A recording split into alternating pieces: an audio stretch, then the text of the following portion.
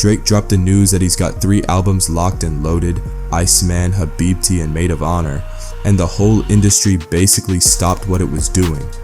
Reactions started pouring in from all directions, but the one that had everybody talking came from DJ Academics, a man who has made it his personal mission to be Drake's #1 supporter and friend for many years. 3 albums dropping at midnight.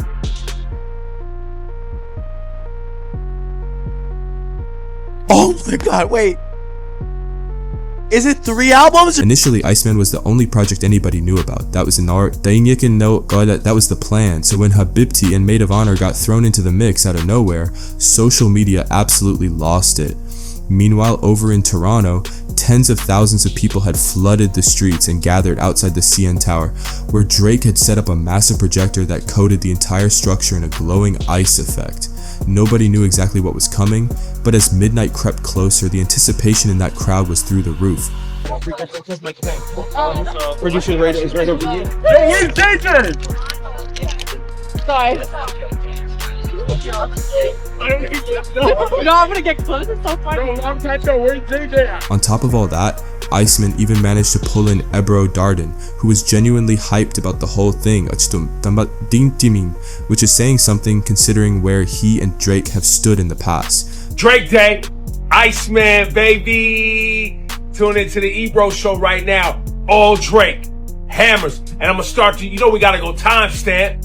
We seeing the 1 a.m. in Albany moving. Have your fader hot. 1 minute, 30 seconds. Going live, baby. You heard the man. The production behind ICEMAN alone was on a scale most people hadn't seen before, but then everything shifted an hour before the 3 albums actually hit. Drake dropped ICEMAN episode 4, and it got real personal fast. He opened up about his father fighting cancer right now, and debuted a brand new record where he rapped about his dad going through it and the two of them facing it together stage by stage. It became clear pretty quickly that these 3 albums weren't just a musical flex. This was Drake pouring everything out for his family during one of the hardest moments of his life. So naturally, a lot of people raised an eyebrow when Rick Ross decided that was the moment to start talking about the project in interviews, which came across to many like he was using Drake's name to keep himself relevant. DJ Academics caught wind of it and didn't hold back, calling out Ross for doing what he apparently always does, waiting for Drake to make a move just to attach himself to the moment.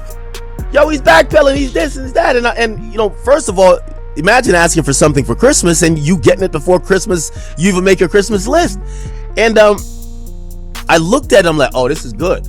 Ross is kind of like softening up and warming up until I start hearing what he was saying. I don't like what Ross just said, because what Ross is just saying, again, I'm reading between the lines, but it's of entitlement. It's like, yeah, when we was hot, we showed mad love. It's like almost like these guys are trying to punish Drake for not giving them what they want, whether it's a song or a feature. Like he's some do boy. Yo, it's time for you to pay the piper. Whoa, hold. And this isn't anything new with Ross. This is a pattern. The entire time Drake was out here promoting ICEMAN, Rick Ross was making the rounds, doing interview after interview, constantly bringing Drake's name up, clearly trying to ride the wave of whatever was going viral at the time. What makes it even more transparent is the history behind it. During the Drake and Kendrick Lamar situation, Ross was firmly on Kendrick's side, taking shots at Drake repeatedly. Now all of a sudden he wants back in, seemingly trying to patch things up and get back in Drake's good graces.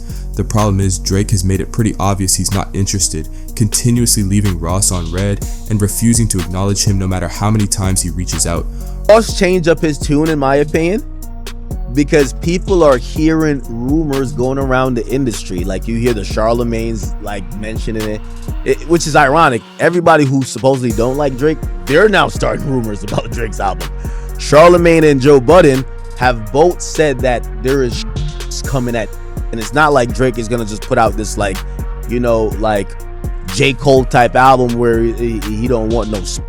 So what's happening now is everybody's auto-correcting, assuming that there might be on the album about him. So Ross just said, I want to win, but now everybody's on all right, you backpedal. Ross wasn't the only one with something to say. While Drake was in his promotional bag though, Charlemagne the God also chimed in after a track from the new album surfaced early, and he wasn't exactly impressed, calling Drake out for coming across like someone who still couldn't let things go. Charlemagne went as far as saying he hoped the rest of Iceman wasn't heading in that direction, because if it was, the name Iceman was starting to make sense for a different reason. Like Drake was someone who simply couldn't move forward. And speaking of people Drake clearly hadn't forgotten about, LeBron James also found himself on the receiving end of a diss, because just like Ross, LeBron had sided with Kendrick when things were heated between the two, and apparently Drake had no intention of letting that slide either. Give him belt, Drake! Give him belt! Yes! Give him belt! Give him belt! Yes! Right before everything dropped though, DJ Academics decided to put his money where his mouth was. $1,000 saying Lil Baby's name would be nowhere to be found on Iceman. No feature, no nothing. I already put in no to Baby. Nope. Chat, can't even lie to you. I don't care what. Listen, if I hit it, I put my money where my mouth is, chat. Pause. If I hear this mush mouth on this album, I might have to take 10. So I already, listen, I had $1,000 in it. Now with all 3 albums finally out in the world, it's worth circling back to everyone who came for Drake during the Kendrick Lamar situation, because Drake made sure none of them got a pass. He went after several of those people directly throughout the projects, and one of the moments that got people talking was when Drake took a shot at Rick Ross, suggesting Ross needed to take a trip to Maury Povich. Ross of course had plenty to say about that. It's heard that new BL Drizzy, the diss, I hold your head up, cut like Rick Ross and hold it up. Himalaya, Anastasia, Fantasia.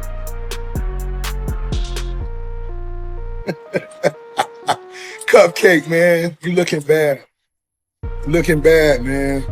You might as well go on Maury Povich and tell your story. Go to Maury Povich.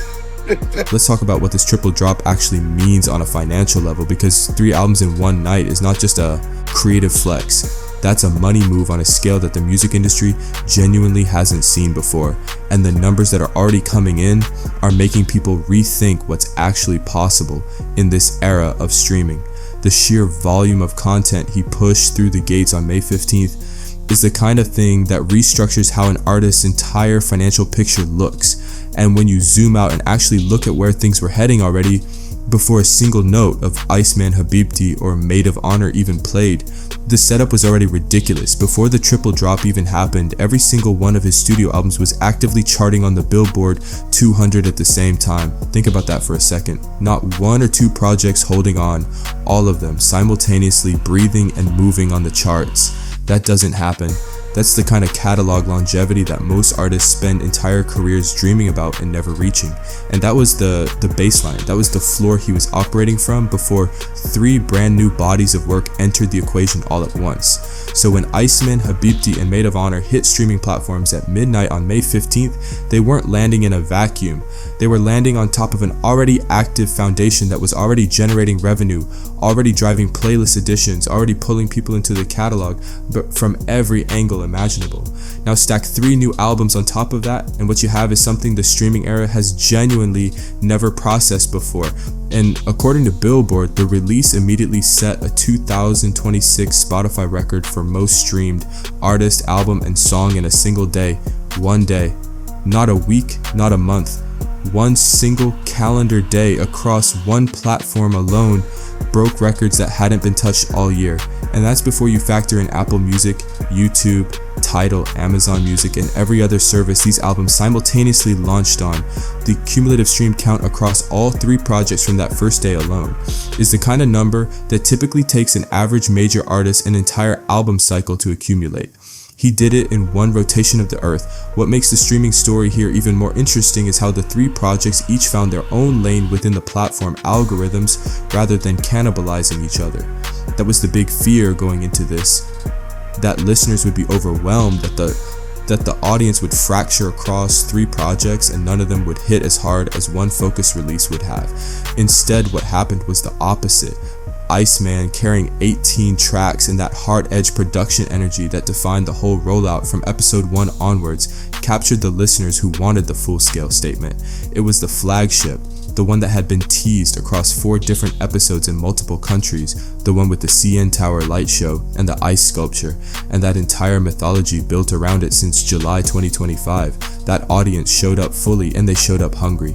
But then Habibti, 11 tracks, a 36-minute runtime that felt almost lean by comparison, snuck in and started doing something different.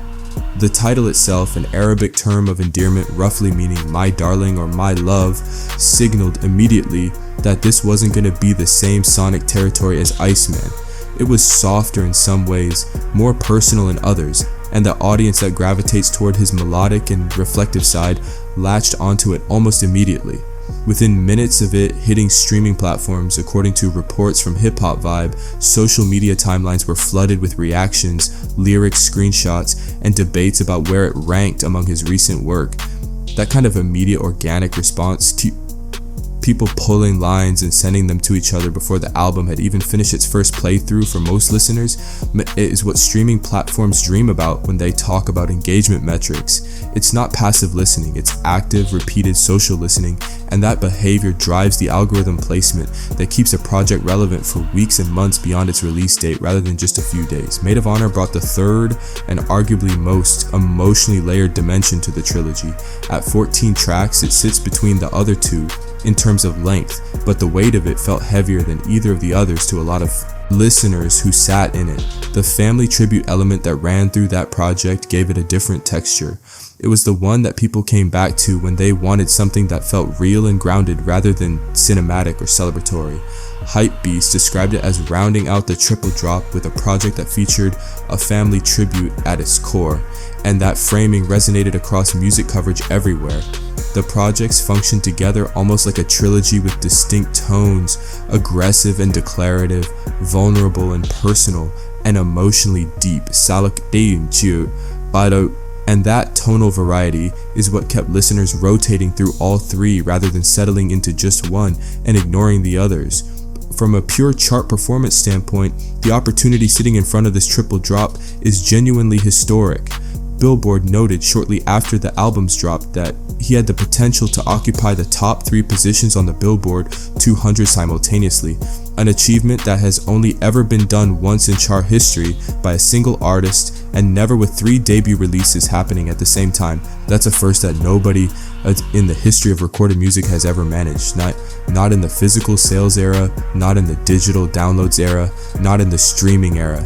If the numbers come through the way the first day data suggests they should, it would be a chart milestone that gets referenced every time someone tries to argue about who the biggest album artist of this generation actually is. The receipts would literally be the chart itself. And then there's the record 15 #1 albums on the Billboard 200 milestone sitting directly in front of him if any of the 3 projects hit the top spot, which would break the record among rappers that has been held since before Drake was even fully established as a mainstream force. 15 #1s would separate him from every rapper that ever stepped in a booth in terms of chart dominance. And the fact that this moment is happening with 3 albums dropping simultaneously rather than one carefully spaced out release makes the accumulation of that milestone even more staggering. It's not grinding out chart placements one by one over decades. It's 3 potential chart entries in a single week. Now let's get into the money piece because that's where this story gets genuinely wild. Going into 2026, his net worth was already being tracked by financial publications at somewhere between $300 million and $400 million, depending on which assessment you trust and how they're valuing his various assets and income streams. His It's All a Blur tour alone grossed over $320 million, which makes it one of the highest grossing hip-hop tours in the entire history of the format. His Universal Music Group deal signed back in 2022 covered recorded music, publishing, film, television, and brands, and came in at an estimated $360 to $400 million total, one of the most significant music contracts ever reported. His real estate holdings span a Toronto estate valued over $100 million, a Beverly Hills property that was previously listed at nearly $88 million, and additional holdings on top of that. His OVO brand, October's very own, generates income across fashion, music, festivals, and lifestyle products, and has been a functioning multi-revenue lifestyle empire for over a decade now. Stacking all of that up before the triple drop, you're already looking at a financial profile that places him among the most well-capitalized artists in the music industry anywhere on the planet. The billionaire conversation has been hovering in the background for a while now. Fans and industry analysts both have been tracking the trajectory and noting that the distance between where he sits and 10 figures is not as vast as people sometimes assume. What a moment like this does to that trajectory is significant.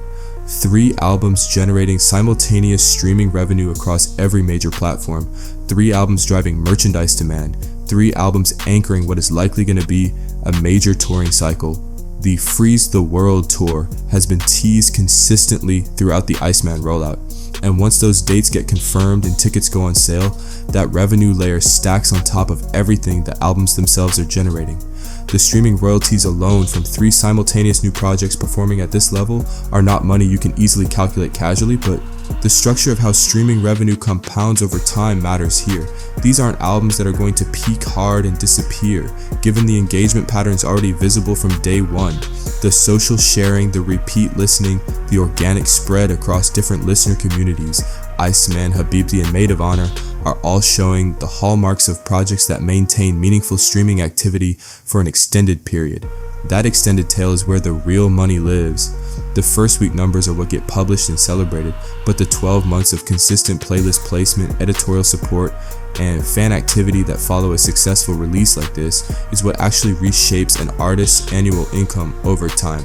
Think about what the catalog was doing before the drop. Every single album charting, generating streaming income from listeners who were cycling back through old projects in anticipation of new music. That behavior doesn't stop after the new projects drop. If anything, new music creates a funnel effect where listeners who discover the new work go backwards through the catalog, which drives up streams on projects from years ago that have already paid back their advances and are now generating cleaner royalty returns. So the financial impact of a triple drop isn't just the revenue from 3 new albums, it's the amplification it creates across the entire existing catalog, which in his case is one of the most extensive and commercially proven bodies of work in the modern era of hip-hop. The cultural footprint of what just happened here also carries financial weight that doesn't always get counted in the net worth estimates, but absolutely affects how the industry values his name in commercial spaces. The ICEMAN rollout, from episode 1 with the branded truck driving through Toronto all the way through the CN Tower light show and the ice sculpture that Toronto police eventually had to shut down after fans started attacking it with pickaxes and setting it on fire, generated an amount of earned media coverage that major corporations spend hundreds of millions of dollars trying to manufacture around their own product launches. He created it organically around his own music, which means the brand equity all flows back to him and the OVO infrastructure around him. That kind of marketing genius compounds. It makes every future announcement, every future project, every future partnership more valuable because the expectation level is now cemented at this scale. The Habibti album specifically speaks to something happening in his global audience reach that has financial implications beyond what the domestic streaming numbers alone would suggest. Arabic culture and the Middle Eastern diaspora represent some of the fastest growing streaming markets in the world right now, and the choice to give an album a title that's rooted in that cultural space, an Arabic term of endearment, wasn't accidental. It was acknowledged by fans and commentators internationally as a gesture of connection, and it landed. The album hit charts in regions that aren't always penetrated by North American hip-hop at this level, and that cross-cultural commercial reach is exactly the kind of thing that makes a touring proposition more lucrative when dates start getting announced for regions beyond North America and the UK and Europe. And Maid of Honor, with its Central C feature and the broader British music DNA embedded in its rollout. Episode 2 was shot entirely in Manchester, featuring Drake being chased through the city in a cinematic piece, has its own lane in the UK market that was already well established. The UK charts have historically been a consistent revenue source for him going back years, and launching a full album that has specific energy and collaborations connecting to that market guarantees that the sales and streaming activity there remains strong deep into this album cycle, rather than fading after the initial release week buzz. What this all points to, when you step back and look at the complete financial picture being built here, is an artist whose net worth trajectory is heading somewhere that very few people in this genre have ever actually reached. And the triple drop accelerated the timeline on that conversation in a way that nobody predicted. The pre-drop estimates of $300 to $400 million were already placing him among the wealthiest active musicians in the world. A triple album drop that simultaneously set Spotify single-day records, targets 3 consecutive spots on the Billboard 200, potentially delivers record number 15 for his chart history, launches a touring cycle that could rival or surpass the It's All a Blur numbers, and drives a global cultural response that generates hundreds of millions in earned media value. That's not a moment that leaves your financial trajectory in the same place it was before. That's the kind of moment that moves the needle in a way that gets verified by the numbers over the next 12 to 18 months. The billionaire conversation isn't just fan speculation anymore. It's a trajectory discussion grounded in actual milestone moments, and May 15th just became a date that gets pointed to in that conversation going forward. 3 albums, 1 night, records broken before the sun even came up the next morning, and a financial empire that was already operating at the highest level in the game now with 3 new pillars stacked on top of it simultaneously. The music industry is still processing what actually just happened. Det kan det hat in the full scope of what this triple drop means, commercially, culturally, financially, is going to keep revealing itself for a long time.